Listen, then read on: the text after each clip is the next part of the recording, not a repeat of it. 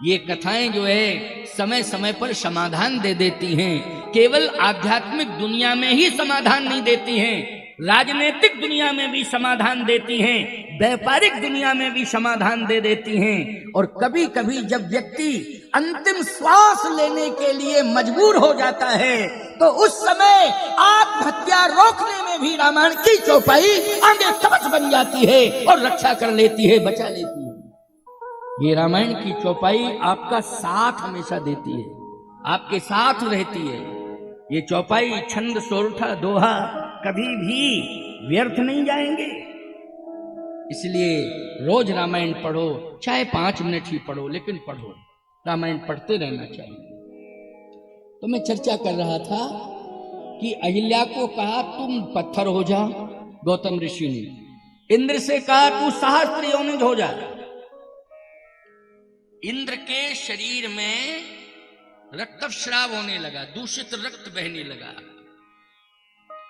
इतनी बदबू आई उस क्षेत्र में कि इंद्र कहता है अरे मैं अब स्वर्ग कैसे जाऊंगा, मेरी पत्नी सची ही मुझसे दूरियां बनाएगी। अच्छा बोलो, कोई आदमी ऐसा काम करे तो पत्नी दूरियां बनाएगी कि नहीं बनाएगी? बोलो बनाएगी कि नहीं? जब ऐसा काम कोई करेगा तो पत्नी तो दूरियां बना ही लेगी। अच्छा एक बात बताएं, गलत काम की बदबू आती है कि नहीं आती है? दुर्गंध आती है। गलत काम कोई करता है तो क्या आती है? बदबू, दुर्गंध आती है। व्यक्ति भले ही सामने ना हो, लेकिन उसके गलत कृत्य की बदबू इतनी फैल जाती है कि वो केवल गांव तक सीमित नहीं रहती है, जिले तक सीमित नहीं रहती है, वो ना जाने कितनी दूर दूर तक पहुंच जाती है। बोलो भाई, इसलिए हमेशा गलत काम से बचना चाहिए, नहीं तो वो दुर्गंध कोई साबुन, कोई डिटर्जेंट पाउडर आपका नहीं धो पाएगा उस गंदगी को। मैं दावे के साथ कह रहा हूं, बस यदि वो बदबू हटेगी तो जब अग्नि की ज्वाला में तुम भस्मीभूत हो जाओगे तभी राख बन जाएगी वो। लेकिन चर्चा फिर भी होती ही रहेगी, चर्चा तो होती ही रहेगी। था भरा सोना सरासर लंक के दरबार में, एक रत्ती ना मिला रावण को मरती बार में। जाने न देना धर्म करना, लोभ मत धन धाम का, जब धर्म ही जाता रहा तो धन रहा किस काम का। जब धर्म ही जाता रहा तो धन रहा किस काम का। जब धर्म चला जाएगा तो धन किसी काम का नहीं रहेगा। इसलिए धर्म रहेगा तो धर्म में सुगंध आएगी, धर्म रहेगा शरीर में यश में सुगंधी आएगी, धर्म रहेगा निश्चित रूप से धर्म के कारण परमात्मा भी हमें मिलेगा। धर्म में बड़ी ताकत है। धर्म रहेगा हम कहीं भी चले जाएंगे, हमारा बाल बांका नहीं होगा, हमारी रक्षा होगी। धर्मो रक्षति रक्षता है, जो धर्म की रक्षा करता है धर्म उसकी रक्षा करता है। धर्म चला गया इंद्र का, इसलिए उसके शरीर से दुर्गंध आने लगी, रो रहा है, महाराज मुझे क्षमा कर दो, क्षमा कर दो, क्षमा कर दो। लेकिन पत्नी अहिल्या से कहा तू पत्थर हो जा, वो पत्थर हो गई, पाषाण हो गई। गौतम ऋषि ने कहा कि तेरे पास ऐसा वैद्य है जिसका नाम अश्विनी कुमार है, जा तू अपने वैद्य से, राज वैद्य से, स्वर्ग के वैद्य से उपचार कराना, तेरी सारी की सारी बीमारी दूर हो जाएगी। इंद्र गया,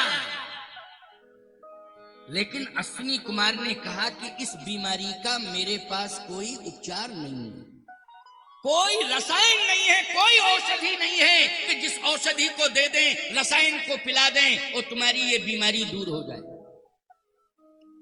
फिर ये बीमारी कैसे दूर होगी? क्यों भाई, कोई व्यक्ति चरित्रहीन हो जाए तो कोई गोली खाने से चरित्र ठीक हो जाएगा? कोई टॉनिक पीने से चरित्र ठीक हो जाएगा उसका? वैद्य ने कहा, अश्विनी कुमार ने, कोई रसायन नहीं है, कोई औषधि नहीं है जो तुम्हारी बीमारी को दूर करे, तुम्हारे रोग को दूर करे। फिर कहा, बस एक ही उपाय है, अगर श्री राम का दर्शन तुम्हें हो जाए तो राम और सीता राम के दर्शन से यह बीमारी दूर हो सकती है, या राम कथा मृत पान करने से यह बीमारी दूर हो सकती है। चरित्र का दोष भगवान की कथा सुनने से दूर हो जाता है। बोलो भाई, हो जाता है कि नहीं चरित्र का दोष? चारित्रिक दोष यदि दूर होता है तो भगवान की कथा सुनने से ही दूर होता है, भगवान के दर्शन करने से ही दूर होता है। तो मिलेगा कहां दर्शन? कहा कि मिथिला में जा रहे हैं वो, वहां सीता राम दोनों मिलेंगे। जाओ तुम स्वर्ग छोड़ो, मिथिला के चक्कर काटो, और मिथिला में पहुंच जाओगे जब सीता राम जी का विवाह होगा, उस समय तुम दर्शन कर लेना, तुम्हारी बीमारी ठीक हो जाएगी। इंद्र ने कहा, बस प्रतीक्षा कर रहा हूं कि कब सीता राम जी का विवाह हो, कब हम जनकपुर में पहुंचे और कब दर्शन करें, कब हमारी बीमारी दूर हो। इंद्र मिथिला की याद कर रहा है, लेकिन अहिल्या तो पत्थर की पड़ी, इसका उद्धार कैसे होगा? इसका भी उद्धार होगा। विश्वामित्र जी ले जा रहे हैं, मिथिला तो ले जा रहे हैं, लेकिन पहले गौतम ऋषि का आश्रम है जहां अहिल्या पाषाण की है, वो पाषाणवत है, पड़ी है। विश्वामित्र जी महाराज ने कहा, राम जी, थोड़ा सा ये आश्रम दिखाई दे रहा है ना, इसमें भी चला जाए, आप चरण रख दो इसमें, आश्रम में। भगवान राम ने कहा, ये मिथिला है क्या? बोले नहीं, मिथिला के जो कुल पुरोहित हैं सतानंद जी, उनका ये घर है। मिथिला के जो कुल पुरोहित हैं, कौन? सतानंद जी, उनका ये घर है। मिथिला के कुल पुरोहित कौन है? सतानंद जी महाराज। और सतानंद जी किसके पुत्र हैं? गौतम ऋषि के अहिल्या के पुत्र हैं। और ये आश्रम किसका है? गौतम ऋषि का है। तो बोलो भाई, सतानंद जी का घर हुआ कि नहीं हुआ? घर हुआ। कहे मिथिला के कुल पुरोहित, इनके माध्यम से ही धनुष यज्ञ संपन्न होगा, इसलिए उनका जन्म यही हुआ है, यही उनकी जन्मभूमि है। थोड़ा सा आप प्रवेश करें। भगवान ने कहा, चलो कोई बात नहीं, आपने इतनी बड़ी महिमा बताई कि ये सतानंद की जन्मभूमि है, तो मैं चलता हूं। और जैसे ही आश्रम में प्रवेश किया तो भगवान का चेहरा उदास हो गया। जब विश्वामित्र के आश्रम से चले थे तो प्रसन्न होकर चले थे, और जब गौतम ऋषि के आश्रम में प्रवेश किए तो उदास हो गए। प्रमाण के लिए मैं चौपाइयां बोल रहा हूं, सुनते जाओ। धनुष यज्ञ सुन रघुकुल नाथा, ओ हरस चले मुनिवर के साथा, हरस चले मुनिवर के साथा। लेकिन अहिल्या के आश्रम में क्या हुआ? आश्रम एक दीख मग माही, ओ खग मृग जीव जंतु तह नाही। क्यों भाई, प्रमाण मिल गया उदासीनता का कि नहीं? वृक्ष सूखे हैं, पक्षी पलायन कर गए हैं, हिरण रह नहीं रहे हैं, सुनसान छाया हुआ है, अंधकार ही अंधकार दिखाई दे रहा है। बोलो, ऐसे स्थान पर प्रसन्नता गायब हो जाती है कि नहीं? तो भगवान राम की प्रसन्नता गायब हो गई। आश्रम एक दीख मग माही, खग मृग जीव जंतु तह नाही। पक्षी भी नहीं है, वृक्ष भी हरे भरे नहीं है, सारे वृक्ष सूख गए। देखा तो पत्थर पड़ा हुआ है। भगवान ने पत्थर में एक नारी की आकृति देखी तो भगवान ने कहा, ये कोई देवी है। जैसे अगर पत्थर में कोई नारी की आकृति हो तो आप देवी मानते हो कि नहीं मानते हो? बोलो, पूजा करते हो, क्या कहते हो? ये देवी है। क्योंकि नारी की आकृति पत्थर में, गांव में अगर पत्थर में देवी की नारी की आकृति हो तो देवी मानते हो कि नहीं मानते हो? भगवान ने कहा ये कौन देवी है? ये तो देवी है। कौन देवी है? विश्वामित्र जी ने कहा ये अहिल्या देवी हैं। अहिल्या देवी, ये 52 शक्तिपीठों में कोई एक पीठ है क्या? कहे नहीं नहीं, ये कोई पीठ नहीं है, न ये शक्तिपीठ है, ये तो समस्या का स्वरूप है। पत्थर में जो नारी की आकृति दिखाई दे रही है, ये समस्या ही समस्या है, और ये समस्याओं के कारण ही पत्थर में आकृति आई है। और ये पत्थर नहीं है, ये नारी ही है, लेकिन पत्थर बन गई। तो ये कौन सी समस्या है? ऐसी कैसी समस्या? कहे बुद्धि जब खराब हुई तो पत्थर हो गई। यानी बुद्धि में क्या आई? वासना, इंद्र से मिलने की इच्छा, या इंद्र को अहिल्या से मिलने की इच्छा। और उस इच्छा में किसी भी प्रकार का कहीं कोई अवरोध नहीं। ये बहुत बड़ी भूल है। उस भूल का परिणाम है कि पति ने श्राप दे दिया गौतम ऋषि ने कि जाओ तुम पत्थर की हो जाओ, क्योंकि इंद्र से प्रभावित हो गई थी। भगवान ने कहा इंद्र ही प्रभावित हुआ। इंद्र से ये क्यों हुई? क्योंकि इंद्र तो स्वर्ग में रहता है, घटना यहां घटी तो इसका मतलब आया है चल के।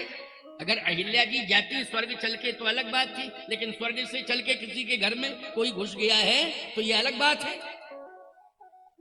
विश्वामित्र जी ने कहा कि पूर्व में इंद्र चाहता था कि मेरा विवाह अहिल्या से हो, लेकिन ब्रह्मा जी नहीं चाहते थे कि मेरी पुत्री अहिल्या का विवाह इंद्र से हो। भगवान राम ने कहा क्यों नहीं चाहते थे ब्रह्मा जी? क्या कमी थी इंद्र में? ब्रह्मा जी ने एक ही बात कही कि इंद्र के पास धन बहुत है, इंद्र के पास बहुत बड़ा प्रभाव है, क्योंकि स्वर्गाधिपति है। इंद्र के पास 33 करोड़ देवता उसके अधीन हैं, इतनी बड़ी ताकत है।